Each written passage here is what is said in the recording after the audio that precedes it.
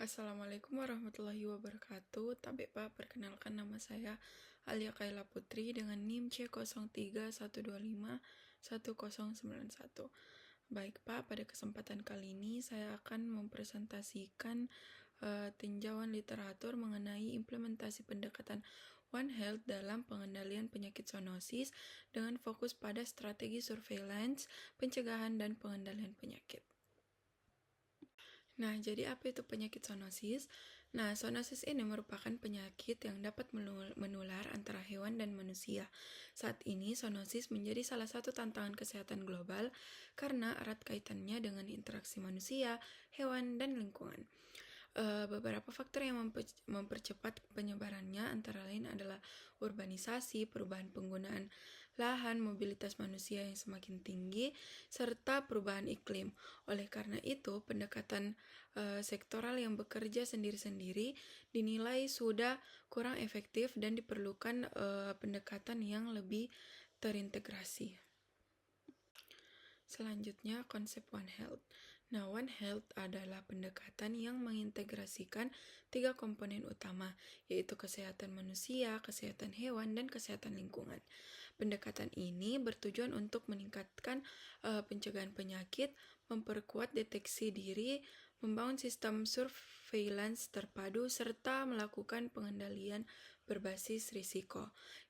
Implementasinya membutuhkan kolaborasi lintas sektor dan multidisiplin. Metode penelitian ini menggunakan metode literatur review dengan pendekatan deskriptif analisis.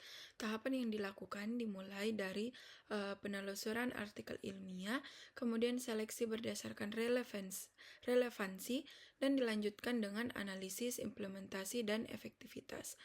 Nah, lalu dilakukan sintesis hasil kajian. Fokus kajian ini mencakup konsep One Health, penyakit rabies, brusellosis, serta surveillance dan teknologi geospasial. Dalam implementasinya terdapat beberapa strategi utama, yaitu pengawasan populasi hewan, pengurangan kontak risiko, program vaksinasi, dan respon kesehatan masyarakat. Prinsip utama pendekatan ini adalah pengendalian dilakukan dari sumber penularan sehingga lebih efektif dibandingkan hanya menangani kasus yang muncul pada manusia. Contoh penerapan One Health dapat dilihat pada pengendalian penyakit rabies dan brusellosis. Nah, pada rabies itu dilakukan vaksinasi massal pada anjing, edukasi kepada masyarakat, dan pemberian profilaksis pasca panjan. Sedangkan pada brusellosis dilakukan vaksinasi ternak, diagnosis laboratorium, dan koordinasi kebijakan antar sektor. Nah, pendekatan ini terbukti dapat meningkatkan efektivitas pengendalian penyakit. Peran surveillance dan teknologi yaitu menjadi pendukung penting dalam pendekatan One Health. Beberapa teknologi yang digunakan antara lain surveillance terpadu, pemodelan geospasial, GIS, machine learning, dashboard epidemiologi, hingga artificial intelligence atau AI. Pemanfaatan teknologi ini membantu identifikasi hotspot penyakit, deteksi dini, dan memungkinkan intervensi dilakukan lebih cepat. Meskipun menjanjikan, implementasi One Health masih menghadapi beberapa tantangan seperti fragmentasi data, koordinasi antar instansi yang belum optimal, keterbatasan pendanaan, kapasitas SDM yang belum merata, serta sistem pelaporan yang berbeda-beda. Kondisi ini dapat menyebabkan respons terhadap wabah menjadi kurang efektif.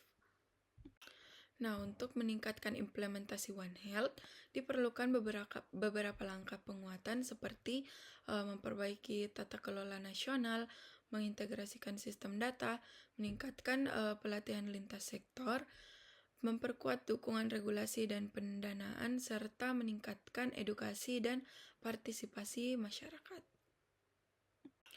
Baik, yang terakhir, sebagai kesimpulan, pendekatan One Health terbukti efektif dalam pengendalian penyakit zoonosis karena mengintegrasikan aspek kesehatan manusia, hewan, dan lingkungan. Pendekatan ini mampu meningkatkan deteksi dini, memperkuat surveillance, serta mendukung pencegahan dan pengendalian penyakit secara lebih menyeluruh.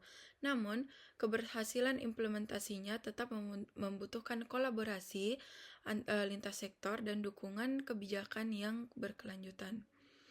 Baik, sekian presentasi dari saya, Pak. Terima kasih atas perhatiannya. Wassalamualaikum warahmatullahi wabarakatuh.